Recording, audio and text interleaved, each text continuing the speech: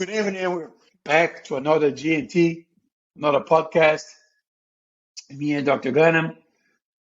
As you can see, we have not changed. We still look the same. Even it's been a little while. We have had a lot of side projects happening, a lot of publications that we've been published recently. We're super excited about it. We had some addition to new members to our team. Team is growing, and a lot of good things has happened for patient care. But today, we will be talking about the new, well, it's really not new, but it was approved by our society as another way to treat obesity, which is a one anastomosis gastric bypass.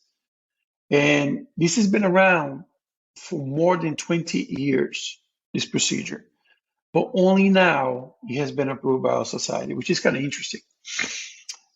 It's a number one procedure being done in Asia, in Europe, for different reasons, which we will talk about it.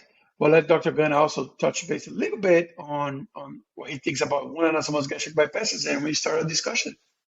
Yeah, first of all, like you stated, we're good to be back, but nothing changed. I didn't grow any hair, that's for sure, and we're matching. We know that. Yeah. It does seem to be always some sort of a lag, and we've seen this with the single anastomosis duodenal switch too, between when the procedures are being done in Europe, in Asia, and somewhere else, and until they get endorsed by the American Society as well. And can you touch base a little bit and say, why is that? Why is there always a lag between when the procedures are being done somewhere else? Yeah, so here? As you know, I'm involved in some of the societies, so that kind of, I have to be careful what I say. So,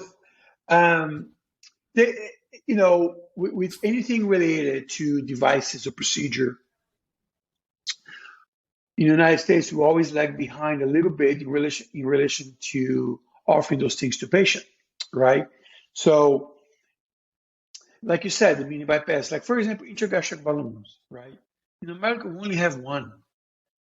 But if you go to South America or Europe, there's more than 6 types of balloons, if not more than that, right? So, like robotic platforms, where we do now, here there's only one, which is the intuitive Da Vinci robot.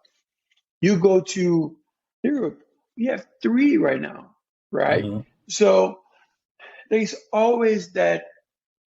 One is the FDA component, which takes a long, long time, and is very, very super expensive to get studies done to approve new devices. That's number one.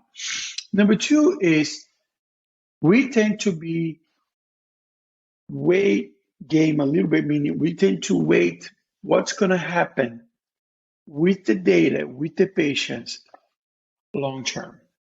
Right? That's a good thing, right? Yeah. That is a good thing. That is a good thing. But why 20 years? Why 30 years, right? Because the SADIs, the single anastomosis duodenal switch, or the SIPs, right, which is another name for it, we did not wait that long. We wait less than 10 years, way, way less than that. So I think that it's there's more involved to it in terms of selection and approval. But the data, the first big data that came out was 2018, 19, which was the IFSO data in regards to single anastomosis gastric bypass. It actually shows a procedure that has a much better resolution of metabolic diseases like diabetes than a traditional bypass, right? And what's your thoughts on that? So I do think that is all related to the length of the biliopancreatic limb. And to the listeners, I know that I don't want to get too technical with that, but I do think this is the part of the bowel that doesn't see any food in kind of simpler terms. And I do think that with this procedure, you kind of have to make it a longer part. And as a result, I do think that that's what plays the biggest role in resolution of diabetes with this procedure. Good question. So when people are talking about it, how to approve it, what is the standard, right? What should be the standard? So the debate now is between 200, 250 centimeters, right? Of that long limb, right? So more data is going to come on that. But by all means, it is an operation that's relatively easy to do, but also relatively easy to mess it up, right? So there is a way to do it right, so you don't have one of the biggest complications of it, which is Bile reflux. bile reflux, right? So tell me about this. What is the risks of bile reflux? So when we do this procedure, we have to do only one connection. And that is part of the appeal of this procedure because it's quicker, it's easier, less risk of bowel obstructions, which if you've seen either one of us at the office who are on regular gastric bypass, you've heard us talk about that. The risk of bowel obstruction, that kind of reduces that risk a little bit. But in turn, all that bile is still coming up potentially to that pouch. And when you have that bile coming up to your pouch, that can cause bile reflux. Bile reflux can cause, first of all, very bothersome symptoms. And also bile being, or the stomach being constantly exposed to bile, that can potentially increase your chances of getting gastric cancer in the future, which is something that is obviously not to be taken lightly. Correct, right? That's why your pouch or the stomach that's going to receive your food on a mini gastric bypass is way longer than a regular pouch on a traditional bypass. That's number one, right? And the pouch has like a big shape almost, right? Because when you do the connection, you want to kind of sort of favor the bile to come in and go down very fast without going into the pouch perspective. But what you said about the length of the BP limb, what people are talking about, which is the part of the bowel that doesn't get any food, has something common with the switches, right? With traditional switch or single anastomosis switches. What happens is when there is that distance of bowel that is not receiving any food, there is a hormone that is activated, and the level of that hormone goes up and increases your sensitivity, meaning your response to your own insulin becomes better, right? That's why the single anastomosis bypass has a better results on data coming from Europe than a traditional bypass with less complications in terms, like you said, right?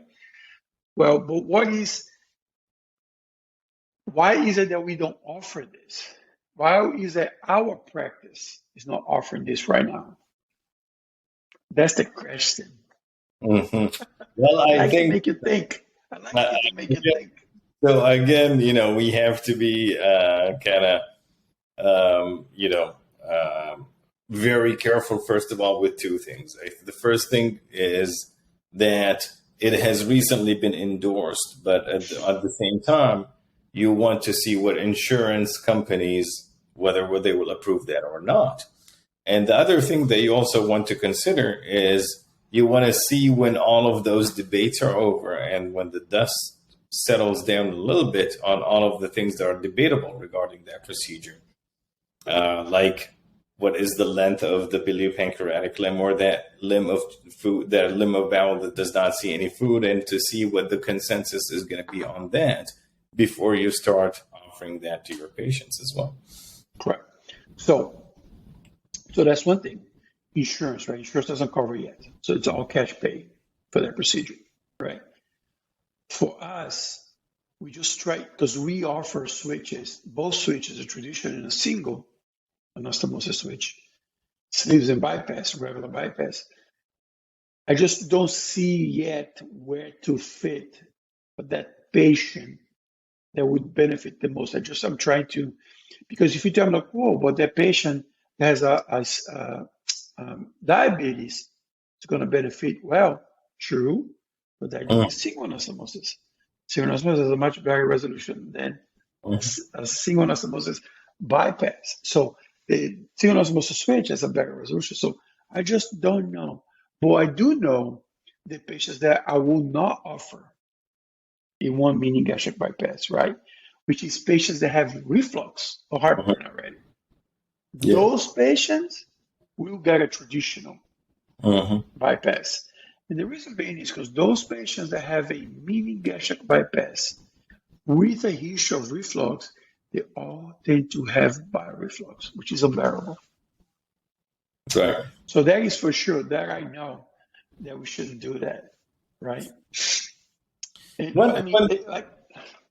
But And one thing to kind of mention that on the other hand, those who do get bile reflux, it's a fairly easily treatable condition, not treatable potentially successfully with medication, but you can always convert back to a traditional Roux-en-Y gastric bypass. Now, I say that I know it's still another surgery.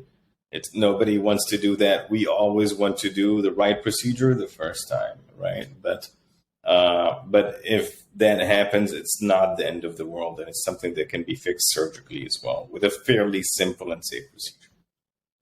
100%. Again, but I think it's good for us to have new armamentarium to approved by the societies that we're to offer to our patients. Again, it's going to be trying to figure out where would they fit in our practice and which specific patient would benefit, right? So we do have several friends that do quite a few mini gastric bypasses. And interesting is they reverse that. They're doing more mini gastric bypass than traditional bypass. So there are only very few patients that do bypasses, not traditional. So, which is interesting. I think we have the data. I think the data is valid in terms of me and you go back and forth with this lamb length. In my opinion, the data is pretty cohesive in a specific number. Huh? Clear cut, yeah. Clear cut on a specific number, right? And for you, if you like, correct if I'm wrong, you're still not sure yet, which is okay. It's great because it balances out, right? Yeah.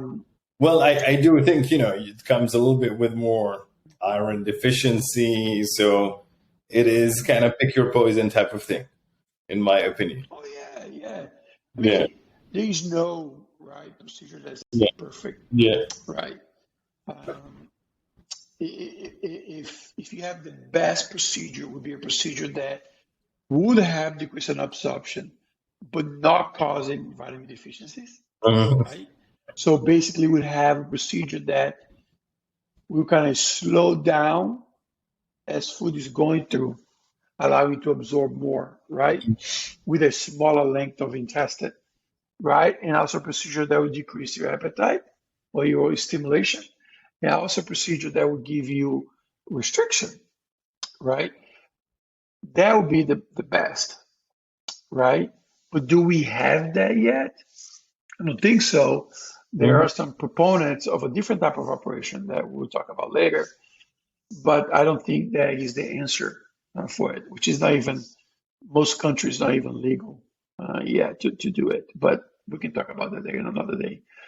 But I do think we are going to see, give an example, like we look at the 2020 number of cases done in America, right? Of course, number of cases in 2020 went down, right?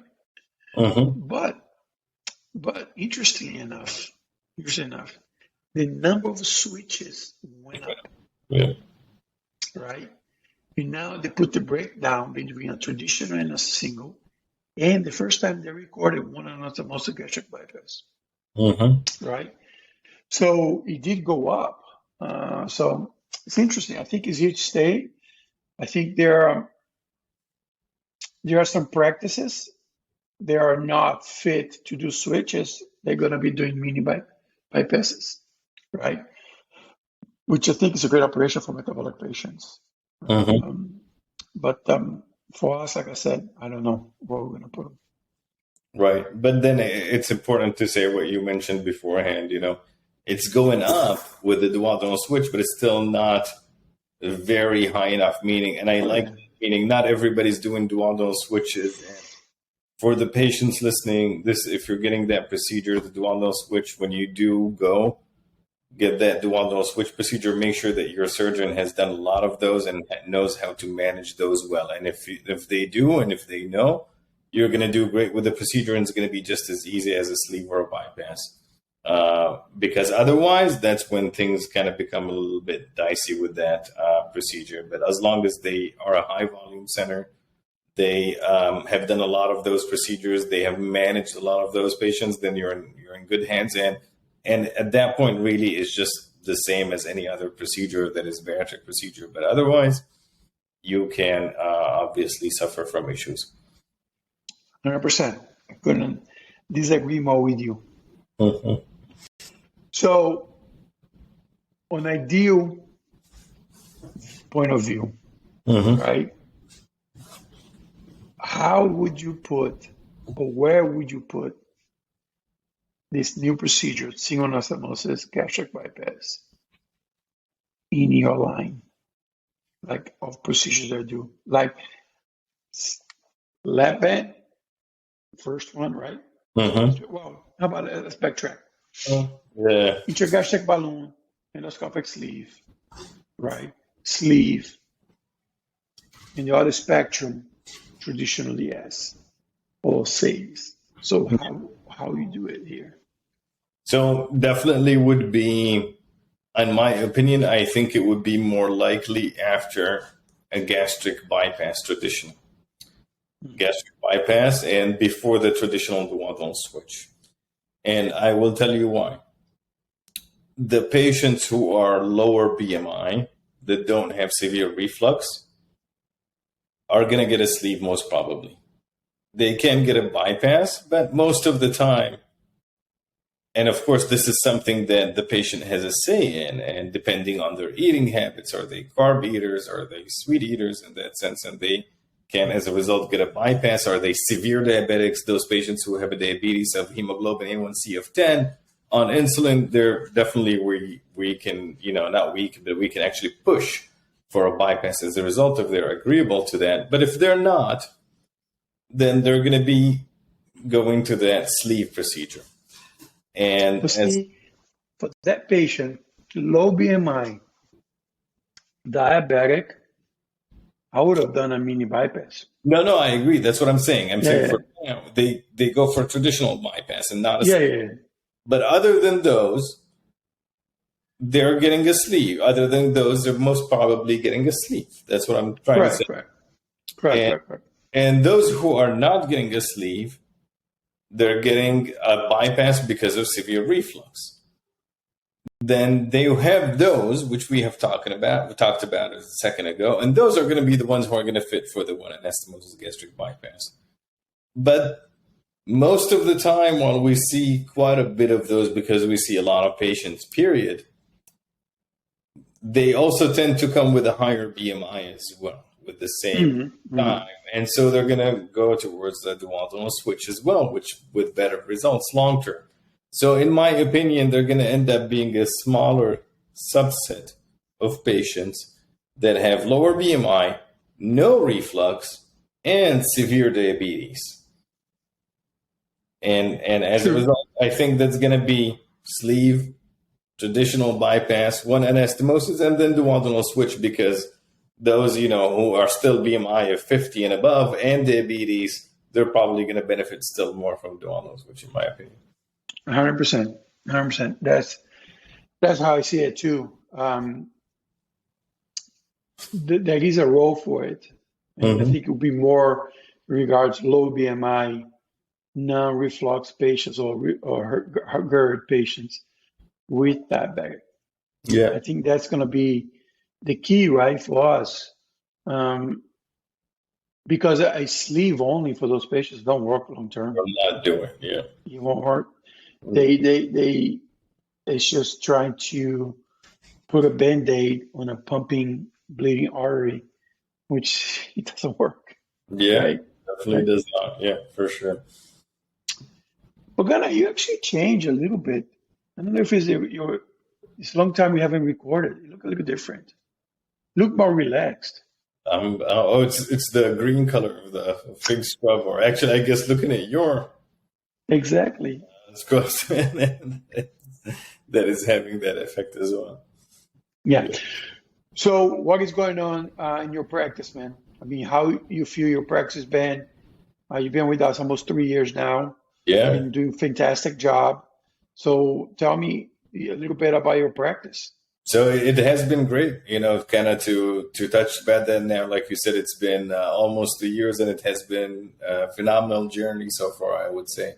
Definitely very good to start seeing those results back as you move from one place to another, and then you start joining a practice. And initially, you're doing the surgeries in our field. You do see results maybe almost immediately, but it takes a little while to have that patient come back 2 years later to the point that you recognize the face, but you don't recognize the patient after they come back for follow up, and then they come give you that handshake or hug, and they've lost all of their excess weight, and you look at their lab work and it looks phenomenal. So it takes those 2 years to see that, and I'm starting to see, and it gives you a very special type of satisfaction. I think I'm very lucky to have joined a practice with great partners too, and to be able to do this that I love all the time with such high volume to give us that expertise. No, we're glad you're here with us, of course. Otherwise, we wouldn't bring you in. But we're very happy. Um, it's good to see the journey, right? I mean, Yeah, Joad saw my journey. I'm seeing your journey.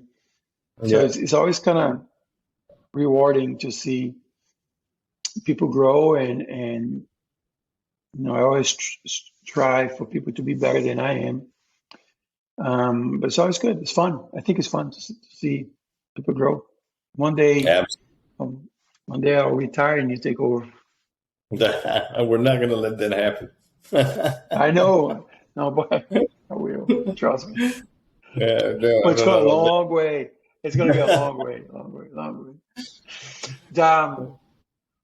No, but it's always fun, especially because you've been exposed to some different things that most people there 3 years out has not been exposed yet, especially research publications and different complex cases. So it's been fun. It's been a fun thing. Yeah, But anyway, I mean, I think, like I said, we have our homework cut out to figure out how we're going to do this mini gastric bypass and where we're going to fit it, because it's here to stay, right? Because if you look outside this country, I'm just going to give you 3 operations that's out there and very good outcomes. mhm. Bipartition, SASI, and duodenojejunal bypass, right? All those 3 procedures have great outcomes, great outcomes, and very interesting how they work in interpretation. So Right. when people look at bariatric surgery here in America, oh, you guys only do 4 surgeries, blah, blah, blah, blah, blah. Well, we do a lot more than that, right? Especially when we start working and traveling to other countries to operate and ask you to do a revision, and you have no clue what they had before. Yeah, You put your camera in there, I'm like, okay, boy, here we go. Trying to yeah, figure out what they had. So it's always a fun experience to revise patients that had surgery in some other country. But yeah. it's fun. It makes life good, I Or think. even here when it was different times in different states, especially at the age Yeah, of the adjustable bands that they were putting in back in the day, and depending on, 100%. yeah, yeah, for sure. 100%. I agree with you 100%. All right, man. Sure. I think it's a great talk about meeting gastric bypass. I think we delivered. And now next time, just come up with our own algorithm, which once you come up, we will introduce that to you on our social media. All right, perfect. I hope everybody has a good night, and thank you. Thank you.